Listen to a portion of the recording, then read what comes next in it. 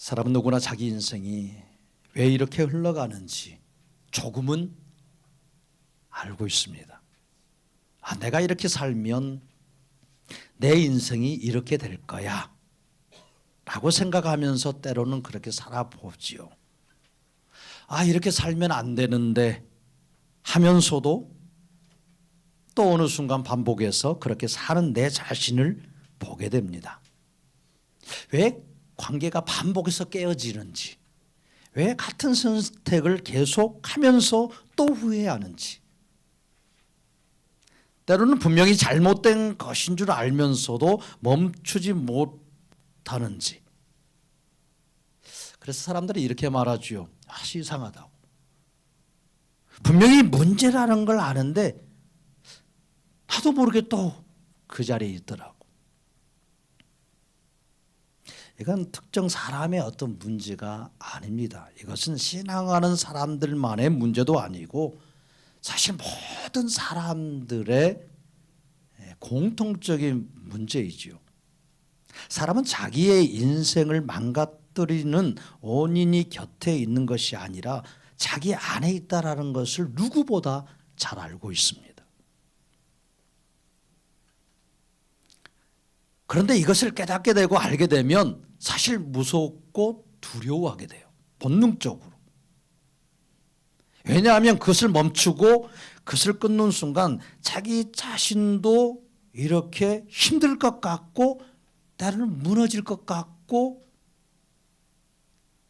내 인생을 포기해야 될 것 같은 그런 두려움, 때로는 무서움이 들기 때문입니다. 자유를 말하지만 때로는 더 속박 속에 들어가고 행복을 원하지만 같은 자리에서 벗어나지 못하고 문제를 없애고 싶다고 말하면서 정작 그 문제의 원인을 근본은 건드릴 수가 없는 거예요. 때는 건드리고 싶지도 않는 거예요. 그렇게 현대를 살아가는 거예요. 이것이 이 시대에 살고 있는 사실 사람들의 일반적인 모습이지 않습니까? 자, 오늘 본문을 보면 참으로 이상한 일이 나오지요. 예수님이 가다라 지방에 도착하시다마다 제일 먼저 만난 사람이 누굽니까? 병자도 아니고 지도자도 아니고 예배 드리고 있는 그런 사람들도 아니에요. 무덤 사이에서 나온 두 사람이에요. 무덤 사이에서 나온 이 두 사람의 실체는 무엇입니까? 귀신 들렸어요. 얼마나 강력한 귀신이 들렸는지 너무 싸나웠어요. 아무도 그 두 사람이 맡고 있는 그 길을 통과해서 지나갈 수 있는 자가 없었어요. 많은 사람들이 모여서 쇠사슬로 한번 묶어 놓았는데 그 묶어놓은 쇠사슬도 다 끊어버리는 거예요. 사람과 함께 살 수 없고 공동체 안으로 들어올 수도 없고 살아있으나 살아있는 것이 아닌 자들이에요. 근데 이 두 사람이 귀신들이 이 두 사람이 마을 입구에서 그 길을 막고 있는 거예요. 참 이것은 그 마을 사람들에게도 참 골치였어요. 쉽게 이 길을 지나갈 수 없는 이 문제가 있었던 거예요. 이 길을 지나가야 뭐 또 내다 팔 수도 있고 뭐 사갖고 오기도 하고 배우러 나가기도 하고 고기 잡으러 들어갔다 들어오기도 하고 자신들의 사업도 할 수 있고 그런데 이렇게 딱 막고 있는 거예요. 그런데 이 두 사람이 왜 예수님과 제자들이 오는데 보통 때처럼 무덤 가운데서 튀어나와서 이렇게 길을 똑같이 막아요. 그런데 그 마을 사람들처럼 위협하거나 뭐 해코지 하려고 하지 못합니다.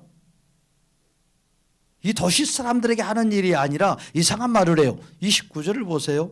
이에 그들이 소리질러 이르되 하나님의 아들이여 우리가 당신과 무슨 상관이 있나이까? 때가 이르기 전에 우리를 괴롭게 하려고 여기에 오셨나이까? 이렇게 소리치는 거예요. 귀신들이 지금 자기 앞에 온 사람이 누구인지를 아는 거죠.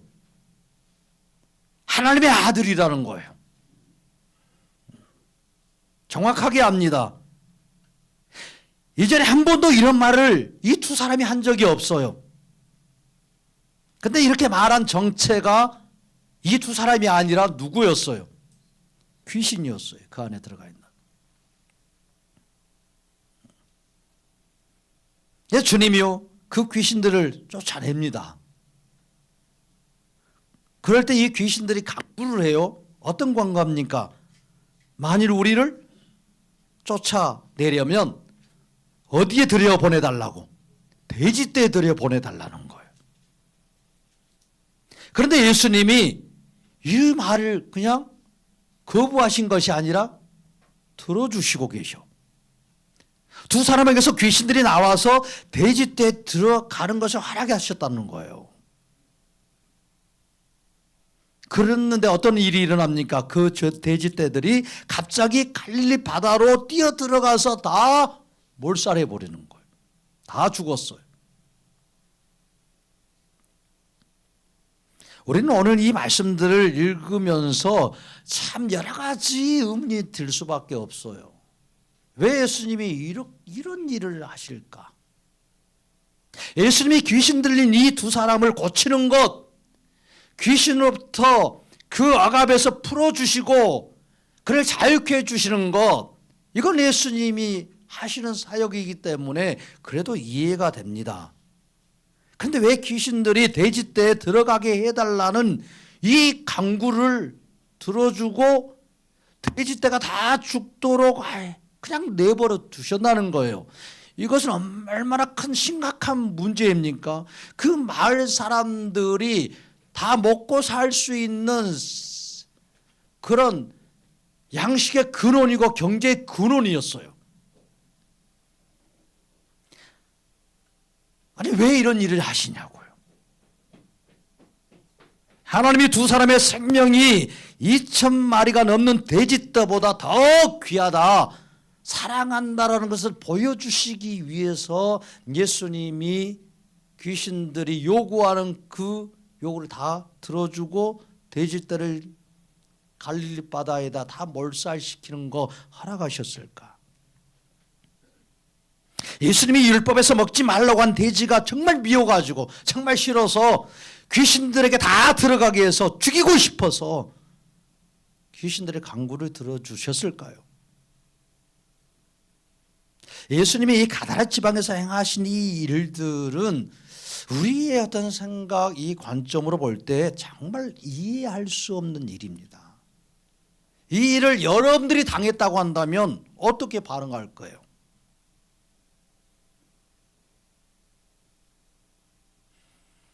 그러니까 우리가 마지막 84절에 보면 이 일을 다 보고 일을 행하신 예수님을 보고 34절에 온 시내가 예수를 만나려고 나가서 그를 보고 나서 자기들의 모든 재산이었던 이 돼지떼가 다 갈릴리 바다에 빠져 죽어 있는 걸 보고 이 일을 행한 누구를? 예수님을 쫓아냈다는 거예요.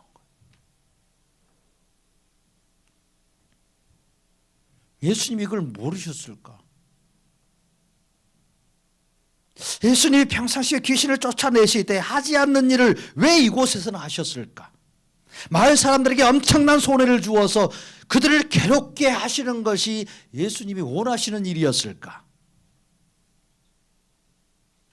참 생각해 보면 의문점들이 많아요.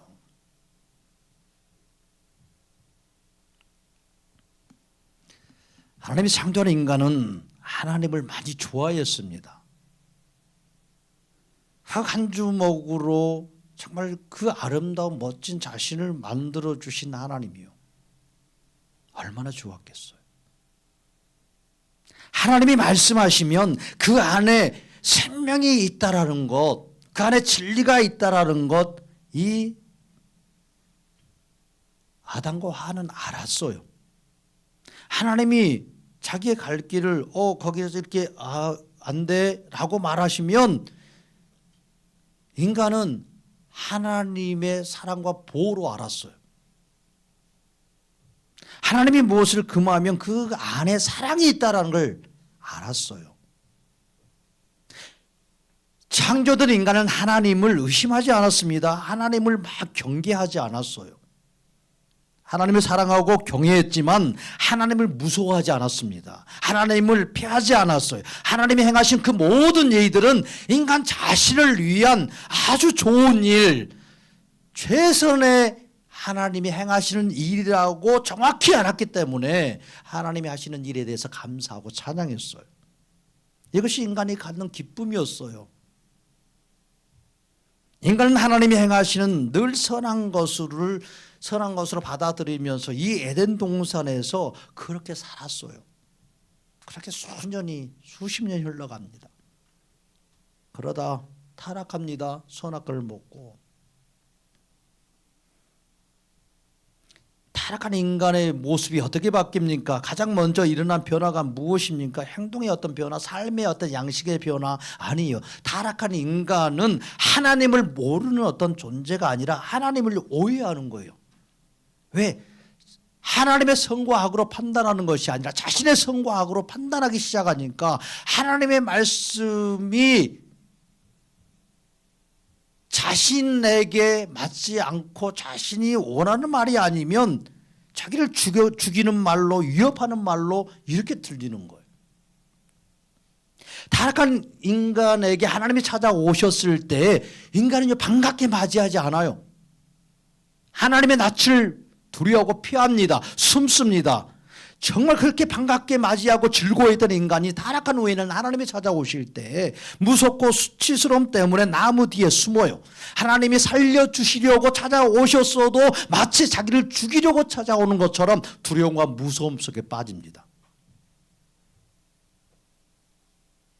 하나님이 살려주시려고 말씀하시는 것도 죽이는 말씀으로 알아들어요. 그러니까 타락한 인간은요, 하나님이 행하시는 일을 더 이상 그대로 받아들이질 않아요. 하나님을 대적하고 그래서 하나님을 거부하면서 자신의 선과 악의 이 판단대로 모든 것을 결정하고 받아들이면서 하나님에 대하여서 패역한 일을 완악한 자로서의 삶을 살아가기 시작합니다. 그래서 하나님이 어떤 일을 행하면 왜 이런 일을 행하시냐고, 하나님이 무엇을 이렇게 끊어내시면 왜 이것을 끊느냐고, 하나님이 어떤 걸 제거하시면 왜 나의 삶을 망치냐고,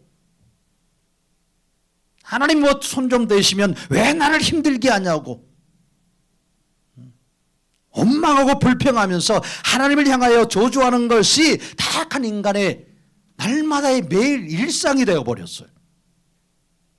하나님이 햇빛을 주시면 왜 햇빛을 너무 뜨겁게 하냐고 그러고, 눈을 내리면 왜 눈 내려가지고 이렇게 힘들게 고생시키냐고 그러고.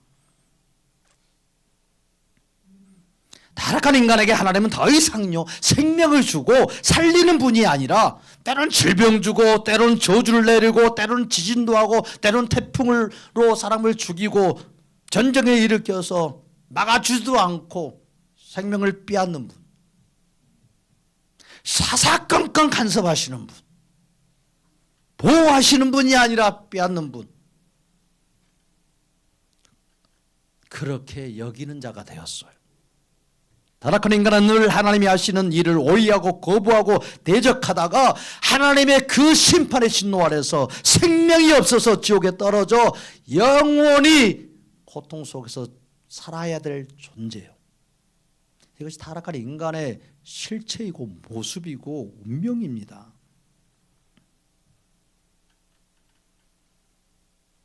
우리는 예수님의 심정이 무엇인지, 하나님 아버지께서 예수님을 이 땅에 보내신 그 마음이 어떤 마음인지, 그 이유와 목적이 무엇인지를 우리는 깨달아야 합니다. 인간의 관점이 아니라 예수님의 관점으로 우리는 이 성경들을 볼 때 비로소 예수님의 마음을 조금이나마 알아갈 수 있어요.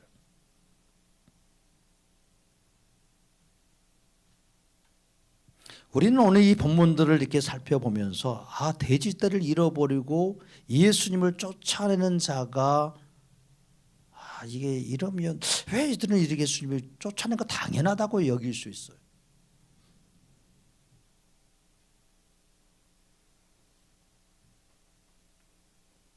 우리는 돼지떼를 잃어버리고 예수님을 쫓아내는 자가 아니라 나는 귀신 들렸다가 세상에 귀신 들렸다가 하나님을 모르는 귀신에 사로잡혀 있었다가 미신에 사로잡혀 있었고 율법과 계명에 사로잡혀 있다가 예수를 만나서 고침받고 생명을 얻은 이 두 청년처럼 예수님이 누구신지를 알고 찬양하고 증거하는 자가 되는 놀라운 복을 받았다고 우리는 스스로 여길 수 있어요. 그래서 이 귀신을 고쳐준 이 사건들은 좋아합니다.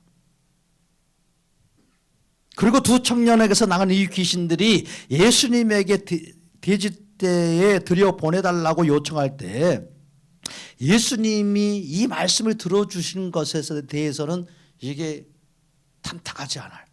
불만스러운 일이에요.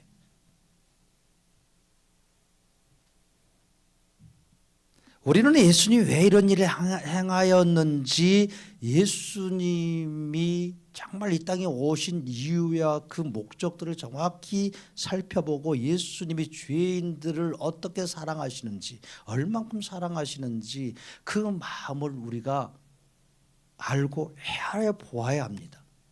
그것이 우리를 향한 예수님의 사랑이기 때문에.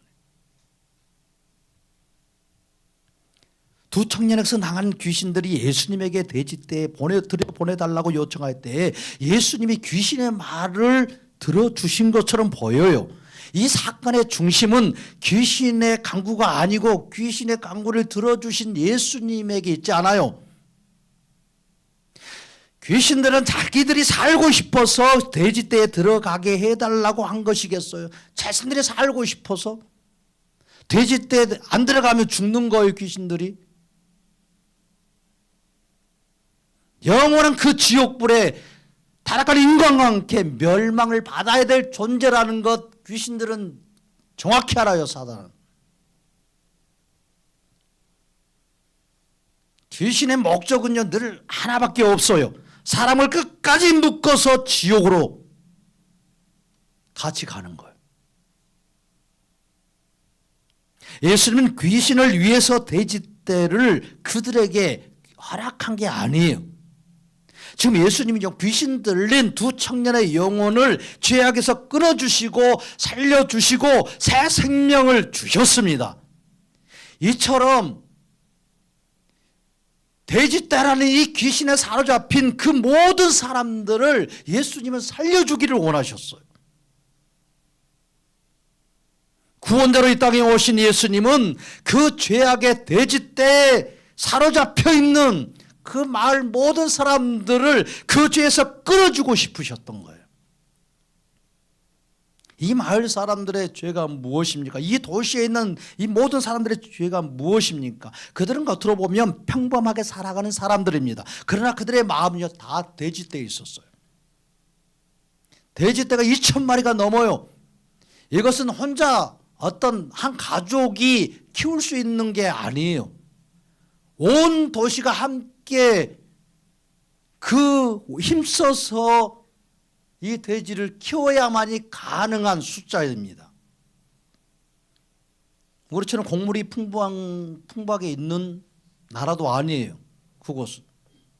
돼지는 다 잡식성이기 때문에 곡물을 다 먹는 거예요.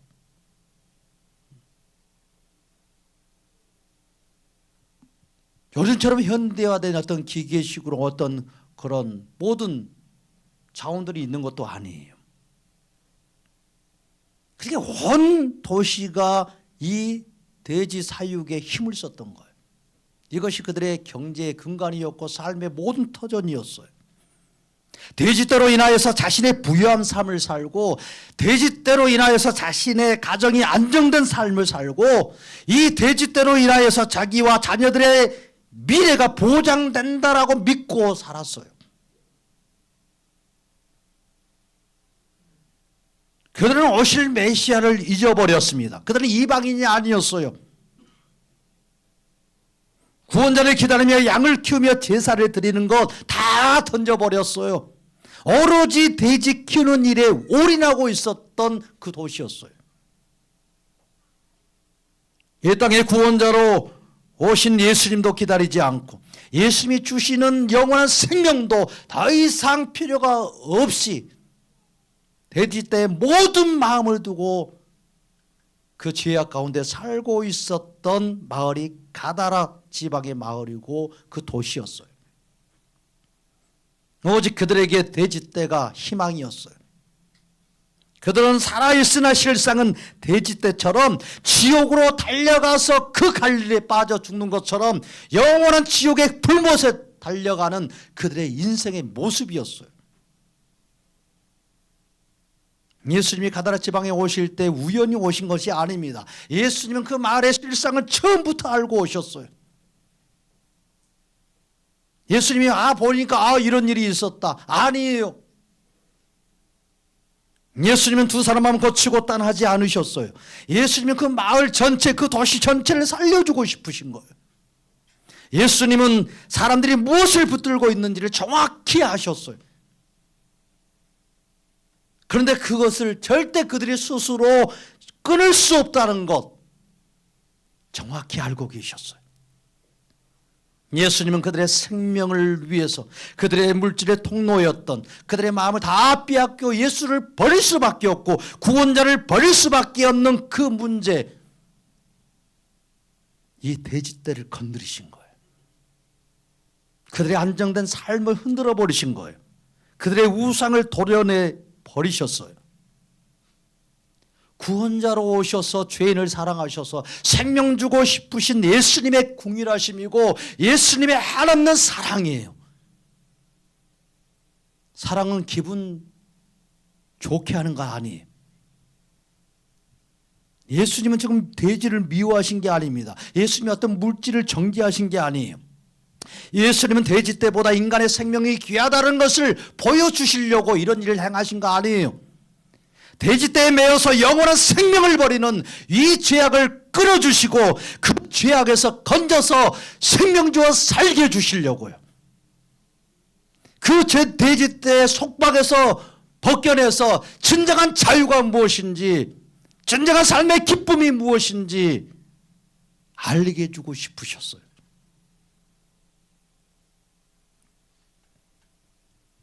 그 죄악에서 건져주시려고요.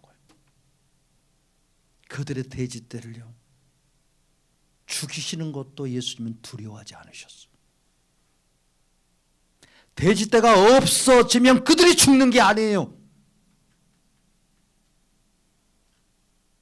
돼지떼가 없어져도 그들이 죽는 것이 아니라 그들에게 생명을 주어 새로운 삶을 살게 하실 수 있는 분이 구원자로 죄인들에게 생명을 주시려 이 땅에 오신 예수 그리스도이십니다.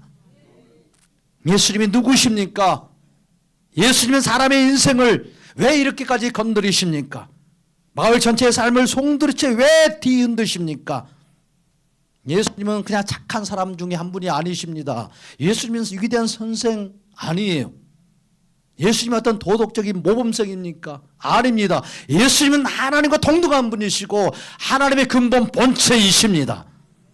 예수님은 인간을 만들고 그 코에 생기를 불어넣어서 영생하는 자로 하나님과 함께 살아갈 수 있는 그 놀라운 은혜를 부어주신 분이십니다. 생명을 주실 수 있는 창조의 하나님이십니다. 하나님만이 생명과 죽음의 경계를 넘어 다닐 수 있는 분이십니다.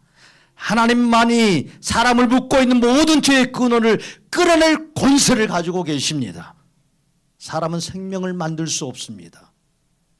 사람은 생명을 연장할 수는 있어요. 어떤 약을 주어서 조금 더 연장시키는 것처럼 보여요.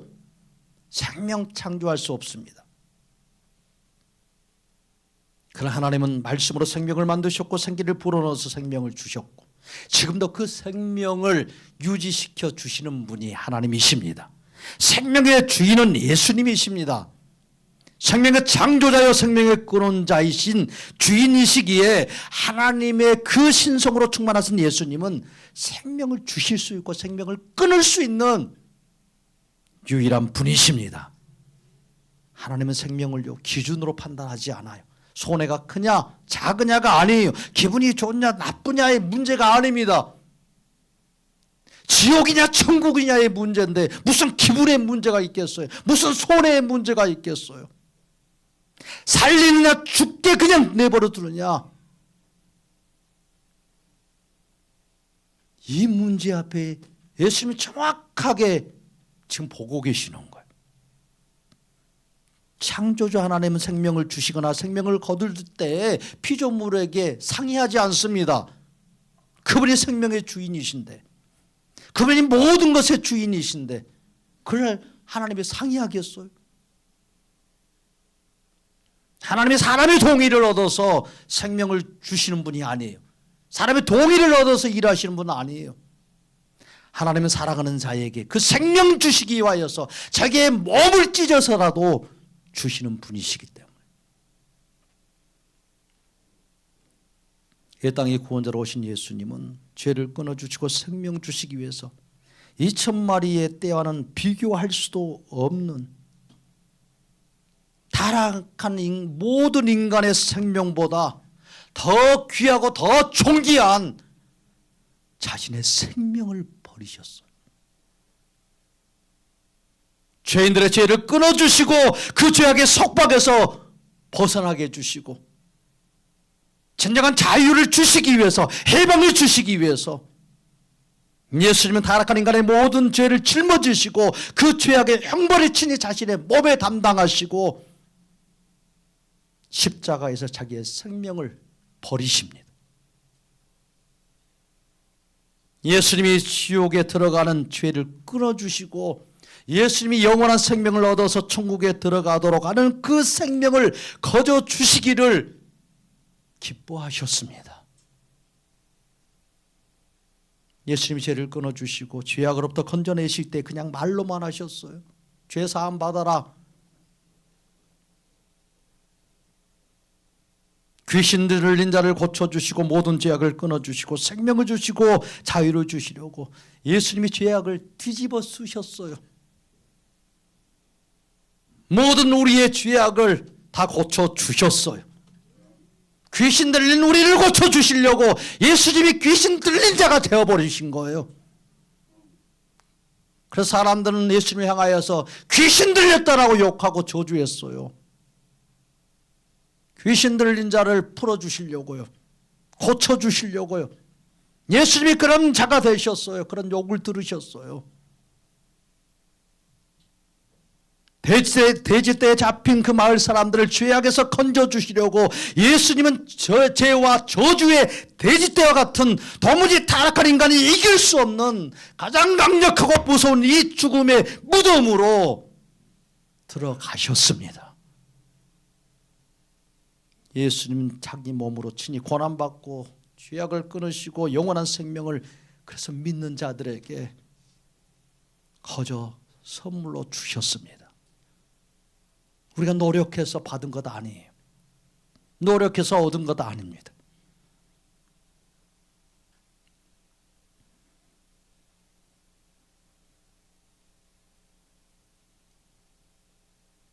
죄를 끊지 않으면 생명을 줄 수 없기 때문에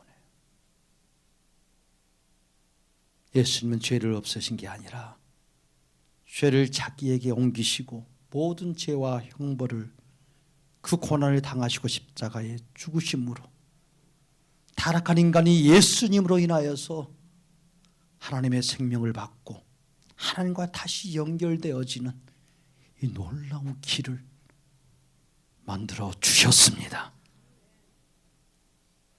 예수님은 생명을 주시기 위해서, 구원을 주시기 위해서 이 땅에 성육신하여 내려오신 분이십니다. 그렇기 때문에 죄를 끊어내는 일을 피하지 않으시는 거예요. 돼지떼를 죽여서라도 사람을 살리고 싶으셨어요. 예수님의 심정, 이 심정을 누가 알 수 있었겠어요? 누가 이 예수님의 마음을 알아서 헤아려서 그 예수님 앞에 엎드리는 자가 누구겠어요?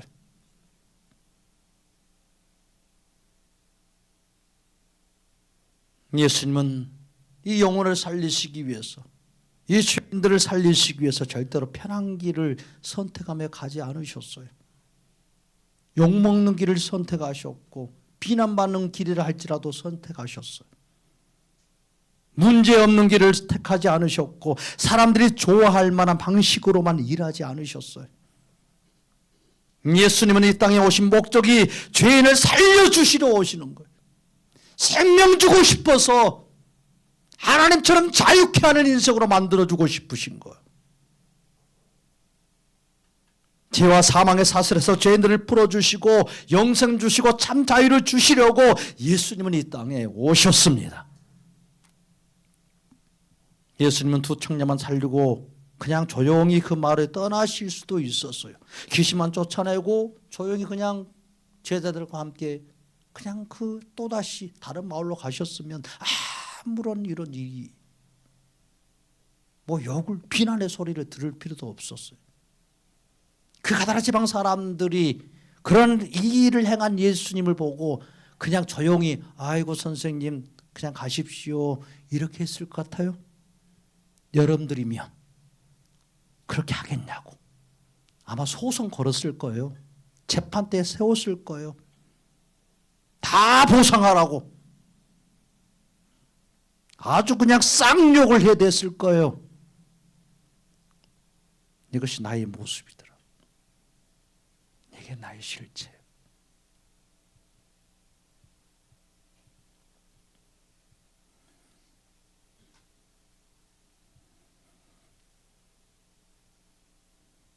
그냥 떠나셨으면 마을 사람들은 아무 손해도 보지 않았을 거고 편안하게 살았을 거예요. 근데 예수님이 그 길을 택하지 않으셔. 왜? 마을 전체가 지금 저주와 사망의 죄에 묶여 있었기 때문에. 그 돼지떼에 완전히 묶여 있었기 때문에. 그들의 죄는 겉으로 보기에는 폭력도 아니고 귀신 들림도 아니었어요. 두 청년과 마찬가지로 그들의 죄는 그러나 예수님이 보실 때에 돼지떼에 미쳐서 생명 걸고 있는 삶이었어요. 돼지떼를 통해서 안전과 미래와 생계를 붙들고 있는 거예요. 그 돼지떼 때문에 오실 메시아도 잊어버리고 제사도 다 버리고 구원자를 기다리지 않는 거예요. 이런 패역한 땅에 예수님이 오셨어요. 마치 이 한민족을 찾아오신 예수님처럼요. 예수님은 마을 사람들을 살리기 위해서 그들이 스스로 절대 끊지 못하는 이 돼지떼를 예수님이 끊어주신 거예요. 예수님이 돼지 미워하지 않습니다. 잘 드세요. 맛있게. 전 소고기보다 돼지고기가 더 맛있더라고. 예수님이 지금 물질을 정죄하신 게 아닙니다. 예수님이 부자 청년에게 재산을 팔라고 했을 때 이 돈이 죄여서 다 없애라고 그런 거예요? 아니에요. 그 생명이 예수님이 아니라 율법과 계명의 속박에 묶여 있었고 마치 그것으로 얻은 이 재산이 생명인 줄 알고 이게 의인 줄 알고 붙잡고 있었기 때문에 예수님이 네 재산 팔라고 그렇게 말씀하신 거예요. 뭐 다 돈 없이 가난하게 사는 거 예수님이 원하지 않아요. 예수님이 안식일에 병을 고치십니다. 왜 굳이 안식일에 병 고치냐고요. 다른 나이도 많은데 6일 동안 열심히 병 고치시고 좀 7일째는 쉬시지. 꼭 어제는 안 고치시다가 꼭 안식일에 가갖고 고치셔. 꼭 하시는 일이 싸우려고 하시는 것 같아. 회당장하고 싸우고 바리새인들하고 막 싸우려고.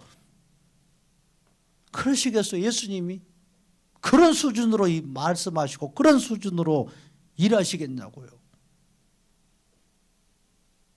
사람들이 자신들이 지키는 그 율법 안식일을요 참 생명이신 예수님보다 더 사랑하고 있기 때문에 구원자로 오신 예수님을 보다 더 안식일을 사랑하고 있으니 어떻게 구원이 있냐고요.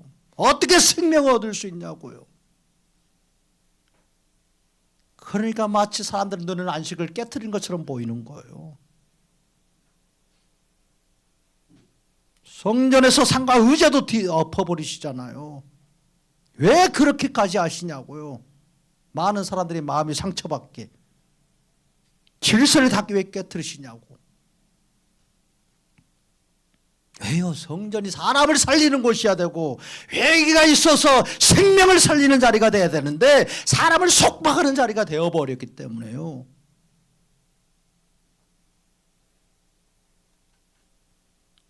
예수님이 마을 사람들을 미워하셨겠어요?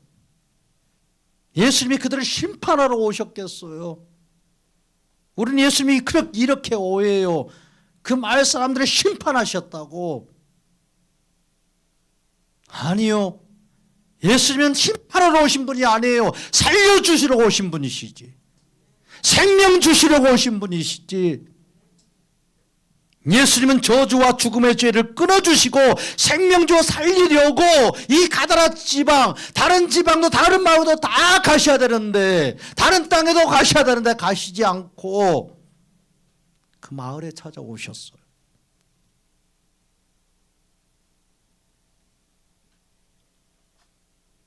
예수님은 돼지떼를 귀신에게 허락한 것이 아니라 돼지떼를 제거해 주신 거예요. 친히 예수님이 그 돼지떼를 없애 주신 거예요. 예수님의 궁율은요, 사람에게 늘 평안하지만 않아요. 예수님의 사랑은 언제나 사람에게 막 부드럽지만 않아요. 가더라 마을 사람들은 돼지떼를 입고 예수님을 쫓아냅니다. 쌍욕하고 쫓아내요. 고소하겠다라고 하면서 막 쫓아내요. 꼴보기 싫다라고 밀어냅니다. 그러나 그 순간에도 예수님은 그들에게 생명을 주어 살리고 싶은 그 예수님의 심정은요, 변하지 않습니다. 그렇게 가시는 예수님의 눈물이요, 그렇게 쫓겨나시면서 그 마을을 보시면서 흘리신 예수님의 눈물, 예수님은 그들을 포기하지 않으셨습니다. 한 번도 포기한 적이 없으셨습니다. 생명이란 무엇입니까? 건강이에요? 장수예요? 형통입니까? 문제없는 삶입니까? 아닙니다.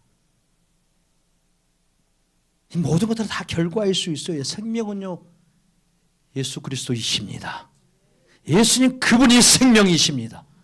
나는 길이요 진리요 생명이니.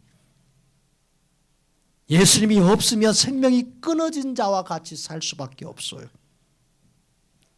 죄의 노예로 살 수밖에 없고 이 땅의 노예로 살아갈 수밖에 없습니다. 예수님이 없으면 생명이 없는 자예요. 생명이 있다라는 것은 곧 생명이신 예수님이 그 안에 계신다는 말씀입니다. 생명이신 예수님이 들어가면 모든 죄악은 도말되어지고 모든 정죄는 끝나고 모든 죄의 속박에서 벗어나고 하나님 앞에 어여시 서게 됩니다. 하나님 앞에조차도 의롭다고 인정을 받는 놀라운 은혜를 입습니다. 예수님이 없으면 생명이 없기에 죄악으로 인하여서 영원히 고통과 저주 아래 살아야 하지만 생명이신 예수님이 계시면 아무리 혹독한 시련이 오고 고난이 오고 죄악이 넘쳐서 율법과 저주를 받아서 죽어야 될 그 죄악 앞에서도 다시 생명 주시는 예수님, 생명이신 예수님으로 인하여서 생명의 그 접붙임을 받아서 영원히 끊어지지 않는 그 은혜 아래 거하게 됩니다. 다시 일어나서 자유하는 인생을 살 수 있습니다. 예수님은 우리 죄악 대신 하나님과 끊어짐이 되셨고 예수님의 이 끊어짐을 통해서 우리의 생명은 하나님의 생명과 연결되었습니다. 예수님이 버림받으셨고 우리는 하나님 안으로 들어가는 자가 되었습니다. 생명은요, 노력으로 얻는 게 아닙니다. 그래서 우리가 인간이 태어나는 거 노력으로 태어난 게 아니에요. 내가 노력해서 나온 게 아니에요. 내가 노력해서 생명 받은 게 아니에요. 이게 진리예요. 생명이 어디로부터 왔는지, 생명은 어떻게 받는 것인지. 한 사람도 내가 노력하고 애써서 내 생명 시작한 사람 없어요. 생명은요, 믿음으로 얻습니다. 믿음으로. 예수를 믿음으로. 생명은 시작되고, 생명은 자라게 되고, 생명은 왕성하게 됩니다. 믿음은요, 열심이 아니에요. 그래서 믿음은 생명이신 예수님을 받아들이는 거. 받아들이는 거. 이 믿음이고 생명입니다. 오늘 본문에 나오는 이 귀신 들렸던 이 두 청년, 예수님 만나기 전까지 육체적으로, 정서적으로, 영적으로도 완전히 망가진 상태였고 무너진 상태였어요. 이 두 청년도 처음에 이 마을에서 돼지를 키우면서 살았던 그 일에 함께했던 청년이었어요. 젊은 자들이었어요. 그런데 귀신에 사로잡혔어요. 그들은 무덤수에 살고 몸은 쇠사슬을 묶이고 스스로 제어할 수도 없었어요. 그런데 예수님이 오셔서 그들의 묶고 있는 이 모든 죄의 사슬을 다 끊어주셔요. 그리고 그 몸을 회복시켜 주셔요. 분노와 폭력과 두려움에 지배당했던 이 존재요, 소리치고 사람 위협하고 자신도 통제 못하는 이 비천한 이 죄는요, 예수님이 다 치료해 주시는 거예요. 정신도 그의 영혼도. 그러니까 이 혼란이 다 사라지니까 사람 앞에 설 수 있잖아요.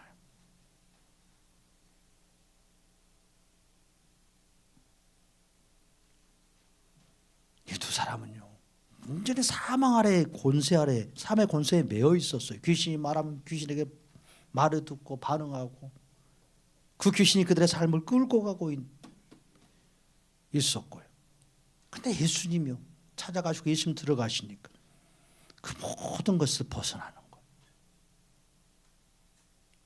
더 이상 어둠이 이 두 사람에게 대신 말하지 못하게 하는 거예요. 마을 사람들은요, 겉으로 보면 다 멀쩡했어요. 가정도 있고 경제도 있고 삶의 구조도 아주 탄탄했어요. 그러나 그들의 삶은요, 돼지떼에 묶여 있었어요. 그런데 예수님이 그 돼지떼를 제거해 버리시니까 삶의 기반이 흔들려 버려요. 돼지떼로 인해서 안심하고 살던 사람들이 완전히 혼란에 빠져버린 거예요. 그러니까 분노가 일어날 수밖에 없죠. 두려움이 생길 수밖에 없어요. 그런데 예수님이 이렇게 행하여 주시는 거예요. 그러면서 이 사람들이 도대체 무엇을 했을까? 이 돼지들을 한순간에 다 잃어버렸어요. 사실 그 뒤로의 사건들은 하나도 없어, 성경에. 그냥 이걸로 끝냈어. 도대체 그 뒤에는 어떻게 살았을까?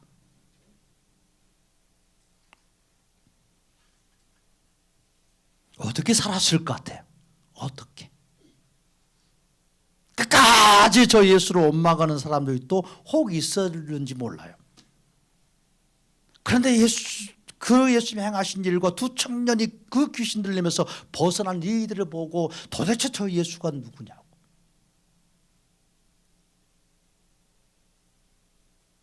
그들이 무엇을 의지하고 있었는지 깨닫게 되고 자신의 마음이 지금 어디에 붙들려 있었는지 보게 되는 이런 변화가 시작되는 사람들이 많이 있었어요.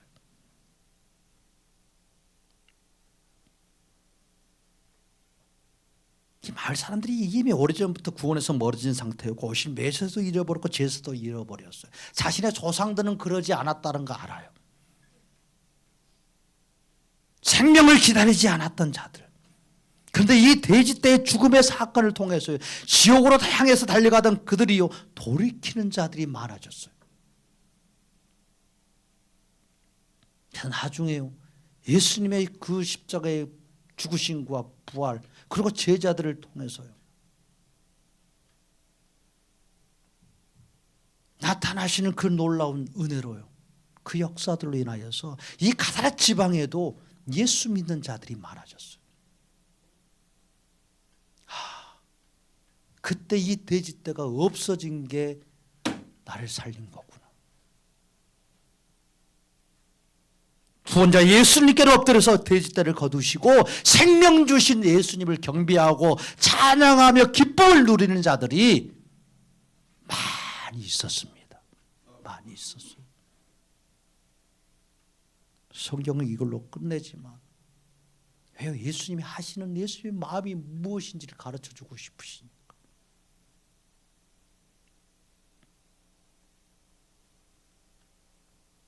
현대를 살아가는 사람들은 눈에 보이는 귀신이 없어도 눈에 안 보이는 돼지떼가 엄청 많아요. 이게 없으면 못 산다고. 이걸 잃으면 인생이 끝날 것 같다고.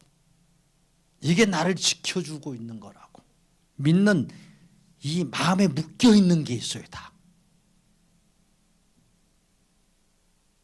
예수님은 오늘도 사람을 살리실 때 어떤 막 방식을 막 마음대로 때로는 바꾸지 않아요.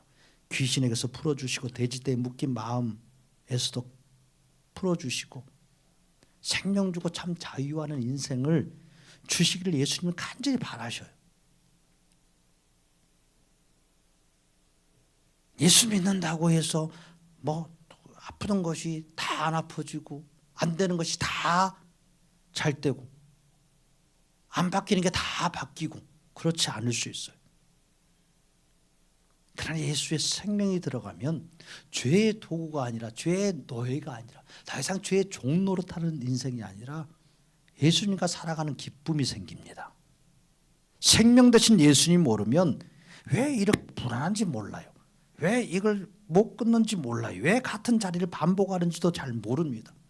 예수님을 믿으면 자기의 삶을 보게 돼요. 자기의 마음의 묶임을 보게 되고 나의 우상이 무엇인지를 이렇게 깨닫고 인식하게 예수님이 우리 안에서 일하시고 역사하십니다.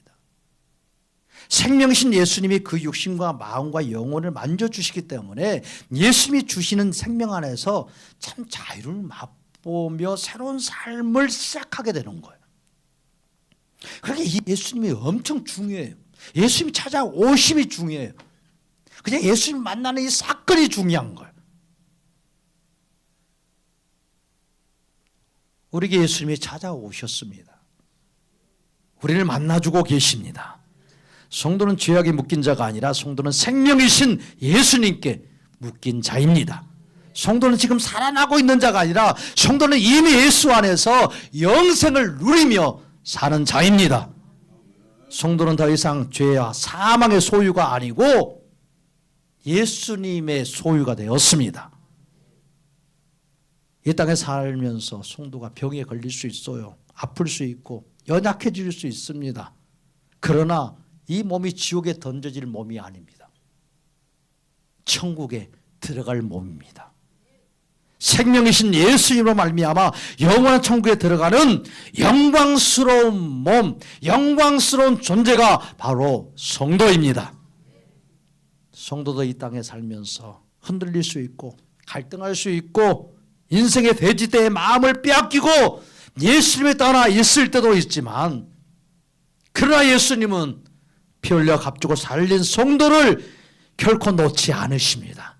한 번도 포기하지 아니하시고 역사하고 일하십니다. 한번 택하신 자녀를 주님은 그 돼지떼를 제거해서라도 살려주시는 분이십니다. 예수님은 성도 인생에 찾아와서 귀신도 쫓아내 주시고 돼지떼도 제거해 주시고 반드시 그 영혼을 살려주십니다. 성도는 그래서 때때로 실패하는 인생같이 보여요. 때로는 망하는 것 같이 보입니다. 안 되는 것처럼 보여요. 그러나 성도는 예수님 안에서 다시 회복되는 새로운 인생을 살아갈 수 있습니다. 모든 저주와 속박에서 끊어주시고 살려주시는 예수님의 끝없는 사랑이 무엇인지, 나를 향한 예수님의 그 심정이 무엇이었는지 깨닫게 되어지고 그 예수님을 찬양하며 걸어가는 자가 됩니다. 예수님은 오늘 또 우리 앞에 서 계십니다. 예수님은 그 마을에 강제로 머무르지 않으셨어요. 사람들이 쫓아낸다라고 예수님이 뭐 쫓겨나실 분이겠어요? 안 쫓겨나려고 생각하면 그분은 그곳에 계셔서 그들을 위협해서라도 자신을 믿게 하실 수 있는 분이세요. 그러나 예수님은 그들에게 붙잡히지도 않으셨고 자리를 차지하지도 않으셨어요. 마을 사람들은 돼지떼를 잃고 예수님을 쫓아냈어요. 그러나 예수님은요, 그들을 저주하지 않으셨어요. 그들을 심판하지 않으셨어요. 불을 내려서 그들을 멸하지 않으셨어요. 그렇게 하실 수도 있는 전능하신 분이십니다. 그러나 예수님은 분노하지 않으셨어요. 예수님은 오히려 아파하셨어요. 그들의 생명이신 예수님을 모르고 대신 돼지떼의 마음이 있었기 때문에. 우리의 마음에도 돼지떼가 있지 않습니까? 예수님이 아니라 이것이 없으면 안 된다고 여기는 것, 생명이신 예수님이 아니라 여전히 예수님이 건드리지 않았으면 좋겠다고 여기는 그것, 우리는 다 그걸 가지고 있습니다. 이것은 신앙과 별개입니다. 말하고 싶은 것 우리에게 있지 않습니까? 그것이 바로 내 마음의 돼지떼고 내 삶의 돼지떼예요.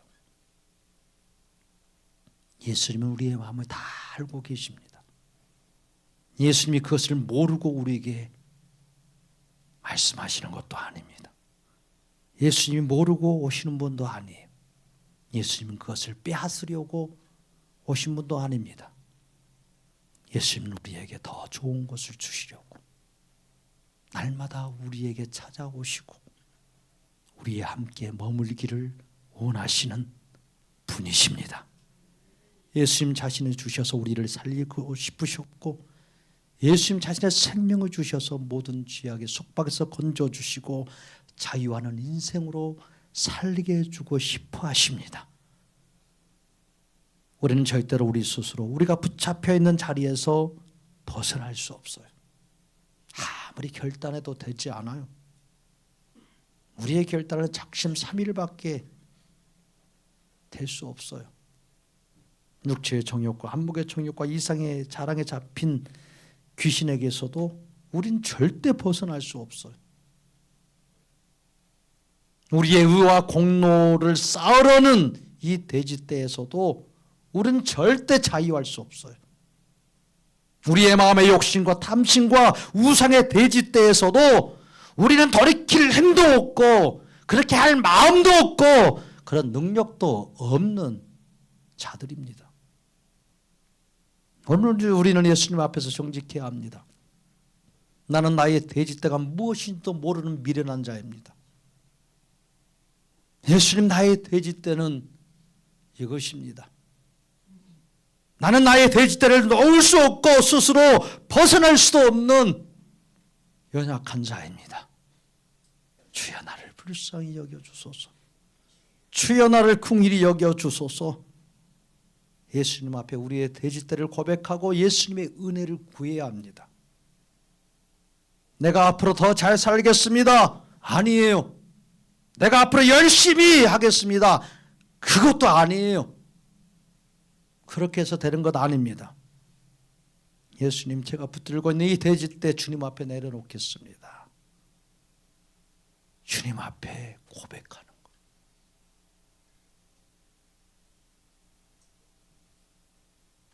예수님이 도우시고 예수님이 일하십니다. 예수님은 우리의 불안도, 우리의 걱정도, 우리의 염려가 무엇인지도 다 알고 계십니다. 그래서 걱정하지 말아라, 그래서 염려하지 말아라 라고 말씀하시는 거예요. 다 알고 계시기 때문에, 다 해결책도 가지고 있기 때문에 다 인도할 길도 아시기 때문에 예수님은 돼지 떼보다 여러분들을 더 귀하게 여기십니다. 예수님은 여러분의 안정보다 여러분들의 생명을 더 소중하게 여기십니다. 예수님은 여러분들의 성공보다 여러분들의 영혼을 더 사랑하십니다. 예수님은 부흥육년을 우리에게 주시고 살게 하십니다. 우리가 할 일은 단 하나입니다. 예수님께 우리의 인생을 그냥 맡기는 거예요. 오늘 나의 돼지떼로 인해서 근심하고 마음이 상하여 예수님을 쫓아내는 그런 자가 아니라 생명이신 예수님을 붙잡고 예수님께 머무는, 그리고 예수님과 함께 동행해 나아가는 우리 성도들이 되기를 축복합니다. 그래서 나의 돼지떼를 막 계산하는 사람이 아니라 생명이신 예수님을 그냥 붙드는 것. 예수님 앞에 모든 건 내려놓고 이 부흥육년을 시작할 수 있기를 축복합니다. 예수님이 우리의 인생의 걸음 속에서 우리의 귀신 들림도 우리의 돼지떼로 인하여서 때로는 우리를 연단하시고 때로는 훈련하시고 때로는 제거하시고 때로는 치료하실 때에 예수님이 살려주시고 예수님의 생명과 기쁨과 이 참 자유를 나에게 주시려는 주님의 긍휼하심이구나. 내 인생을 복되게 하시려는 예수님의 손길을, 우리를 살리시려는 예수님의 그 사랑의 심정을, 예수님의 그 자비로운 눈빛을, 그분의 얼굴을 바라볼 수 있기를 축복합니다. 그래서 예수님이 행하시는 이런 놀라운 일들을 거부하지 마시기 바랍니다. 예수님이 행하신 일에 깜짝 놀라지 말고 주님이 하시는 일이구나. 그 예수님 놓지 말고 예수님 끝까지 우리는 붙들 수도 없지만 예수님이 붙들어 주시기에 예수님 곁에 머물러서 예수님을 찬양하고 경배하고 그 예수님을 더 깊이 알아가고 오직 예수님이 이루실 이 부흥을 소망하고 기대하면서 걸어갈 수 있는 우리 모든 샘슨교회 성도들 될 수 있기를 축복합니다. 축복합니다.